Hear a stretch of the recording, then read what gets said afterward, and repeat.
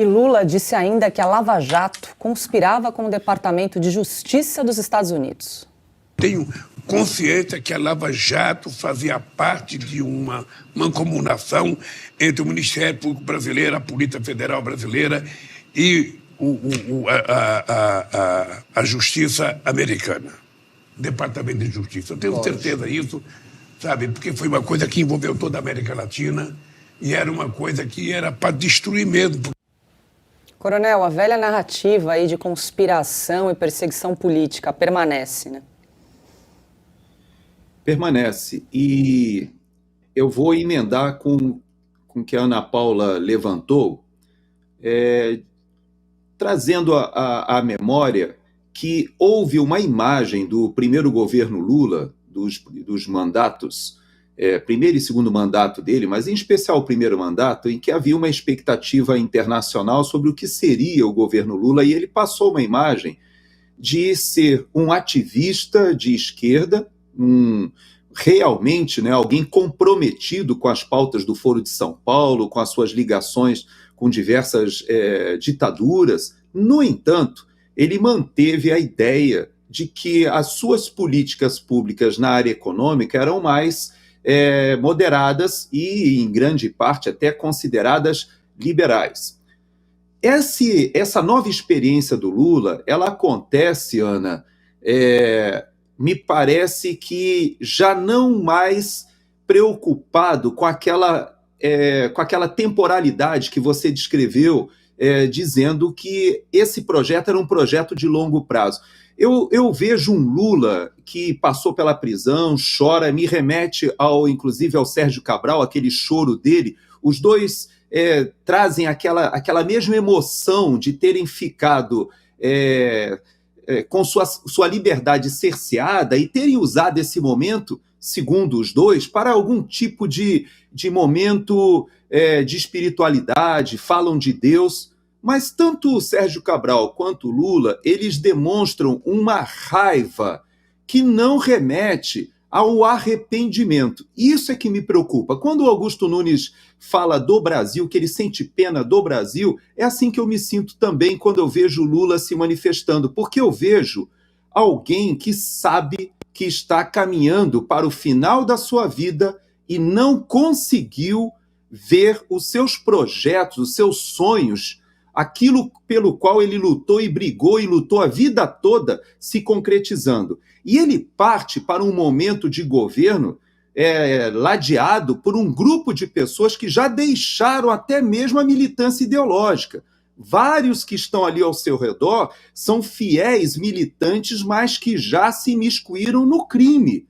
Há uma quadrilha realmente formada. Quando nós falamos sobre as nomeações de esposas em tribunais de conta, nós estamos falando sobre desvirtuar algo que teria uma finalidade com auditores, vendo as contas dos municípios, né? Nós temos 2 tribunais de contas de município, São Paulo e Rio de Janeiro. O restante dos municípios, quase 6 mil no Brasil, são, vamos dizer assim, fiscalizados em suas contas pelos tribunais de contas dos estados, que estão completamente aparelhados de familiares, de nomeações políticas. O Tribunal de Contas do Rio de Janeiro já teve os seus ministros ali, todos presos quase que simultaneamente. Ou seja, tudo isso está voltando agora, está sendo desestruturado. O país sofre com esse grupo que volta com uma virulência, né, com uma vontade de tentar, pela força, implementar um projeto que não tem respaldo popular. Por mais que o presidente Lula e os seus asseclas ali ao redor, como a Ana falou, até mesmo essa imprensa que ri dessa postura lamentável do presidente, iracunda, esse grupo não percebeu ainda que não foi esse o projeto que saiu vencedor das urnas, embora o presidente tenha conquistado por uma eleição muito controvertida, mas conquistou, está ali governando, o poder executivo. No entanto, tanto o poder legislativo demanda dele um tipo de articulação espúria para ter o mínimo de base, que eu suponho que ele não terá sequer para fazer grandes reformas, e eles percebem isso. e eles vão com muita raiva, e eles vão com muita sede ao pote, e o pior, eu creio que já não há mais ideologia. O que eu vejo é que há um grupo que realmente se locupletou e está indo com toda a vontade ocupar os cargos para fazer aquilo que eles foram interrompidos ali no governo de Dilma Rousseff. O Silvio, depois daquelas pseudo-lágrimas que a gente acompanhou, a gente percebe um discurso raivoso de vingança, né, em relação à Lava Jato e ao ex-juiz Sérgio Moro, agora senador. E é inacreditável que tanto ele quanto os petistas e todo esse pessoal que fez o L ainda tem coragem de dizer que foi o amor que venceu. Foi outra coisa. Quem venceu foi o crime de colarinho branco. Ele foi reabilitado pela justiça, concorreu e aí está lá governando o país. Paula, revanchismo, vingança, ódio, amargura. Muito bem já colocado aqui pelo Coronel e pela Ana Paula Henkel e por você agora. Eu dei um outro detalhe. Esse tipo de linguagem, né? A forma como ele, o palavrão, isso é típico nas reuniões a portas fechadas do PT, da CUT, sindicatos, os movimentos de esquerda e mulheres ali presentes, jornalistas participando da entrevista. Nenhuma delas se indignou com esse tipo de vocabulário, pelo contrário, elas deram risada, coadunaram. O presidente Jair Bolsonaro era grosso, bruto, mal educado, não é mesmo? Eu nunca vi ele falar com esses termos de alguém. Pelo contrário, quem usava termos tão pesados quanto ou até desejando a morte dele foram justamente jornalistas do consórcio da velha imprensa. Então aí é que fica claro o duplo padrão e a forma tendenciosa que o jornalismo imprime no Brasil nos últimos 4 anos, se não mais. E essa desconstrução da Lava Jato também frequentou as páginas de jornais. Nesse caso, trata-se de um site de esquerda, conhecido por isso, que recebia uma verba grande da SECOM nos governos do PT, provavelmente já está lá encabeçando o ranking de futuros beneficiários de recursos da SECOM, do Paulo Pimenta, novamente, pode ter certeza, se em algum momento houver transparência desses repasses de dinheiro público, seu, meu, nosso, dinheiro do pagador de impostos que vai parar para financiar esse tipo de veículo de comunicação, esse site estará lá encabeçando a lista. Para finalizar, Paula, eu acho que já passou da hora do senador Sérgio Moro, senador e não mais ex-juiz ou ex-ministro, senador, em pleno exercício do mandato, seu 3º mês de 8 anos que tem pela frente de mandato, ser assertivo, ser duro, responder à altura a esse tipo de comentário. Não é no Twitter que vai funcionar, muito menos com uma resposta muito educada e muito polida que teve quando o senador Rogério Carvalho, de Sergipe, fez algo parecido, só faltou o palavrão com ele, dentro do plenário que ele foi legitimamente eleito para estar. Então ele tem uma tribuna para se defender e não precisa ser um grande orador para tal. Basta assumir o microfone e responder, lembrá-los do que eles são, lembrá-los dos crimes que foram condenados. Está na hora do juiz Sérgio Moro assumir o papel de senador da República. Augusto, quero te ouvir também em relação a essa declaração do Lula, mas vou trazer aqui mais uma informação que o Lula disse nessa entrevista também, porque ele decidiu adiar o anúncio do novo arcabouço fiscal para abril, depois que retornar da viagem à China. Pronto, ele não tem nada a apresentar, o plano dele é um plano de se vingar-se dos que fizeram justiça. Os que fizeram justiça não adianta construir essa catedral aí de água, né? Porque os fatos prevalecerão. A Lava Jato foi a maior operação anticorrupção da história que desbaratou o maior esquema corrupto de todos os tempos. Devolver o dinheiro. O Lula não foi condenado pelo Sérgio Moro, ele foi condenado por 9 juízes de 3 instâncias. A que o condenou pelo 2º processo foi uma mulher juíza, já não estava lá, no caso Sérgio Moro.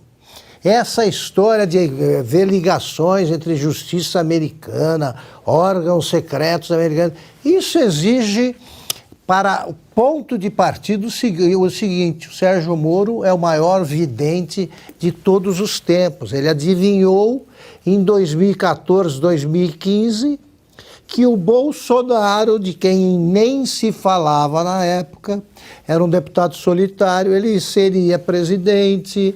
Nesse ínterim, ele descobriria a roubalheira na Petrobras. Olha aqui, isso aqui é conversa de cínico. Quando algum petista, eu tenho petistas com os quais eu converso, mas eu estabeleço uma premissa.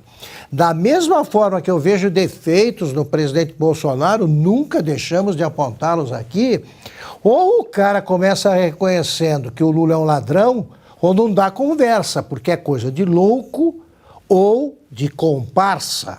E eu não quero papo com nenhum desses, tá? Tem a turma aí da seita, que vê no Lula o seu único Deus. São loucos, ou oportunistas, ou malandros, ou cúmplices.